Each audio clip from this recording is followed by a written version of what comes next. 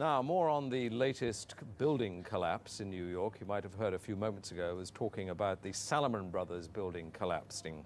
And indeed it has. Apparently that's only a few hundred yards away from where the World Trade Center towers were. And it seems that this was not a result of a new attack. It was because the building had been weakened during this morning's attacks. We'll probably find out more now about that from our correspondent, Jane Stanley. Jane, what more can you tell us about the Salomon Brothers building and its collapse? Well, only really what you already know. Details are very, very sketchy. There's almost a sense downtown in New York behind me, down by the World Trade Centers, of just an area completely closed off as the rescue workers try to do their job. But this isn't the first building that has suffered as a result. We know that part of the Marriott Hotel next to the World Trade Center also collapsed as a result of this huge amount of falling debris from 110 floors of the two twin towers of the World Trade Center.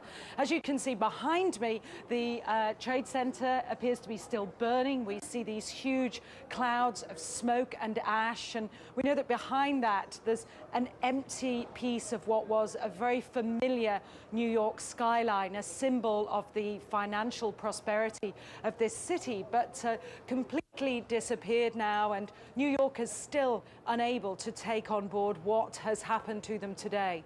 Presumably there were very few people in the Salomon building when it collapsed. I mean, there were, I suppose, fears of possible further collapses around the area.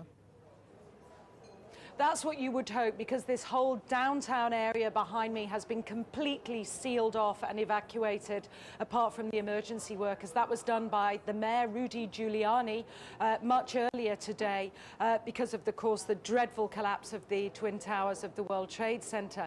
But New York, very much a city still in chaos. The phones are not working properly, the subway lines are not working properly. And we know that down there near the World Trade Center there are 3 schools that are being turned into triage centers for emergency treatment. And I know that over in New York Harbor, where the famous Statue of Liberty is.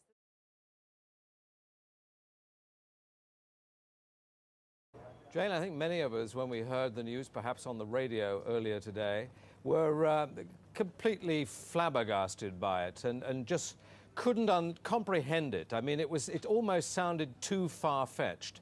I was wondering what it's felt like for you being in Manhattan. Well, unfortunately, I think we've lost the line with Jane Stanley in Manhattan. Perhaps we can rejoin her and follow that up later.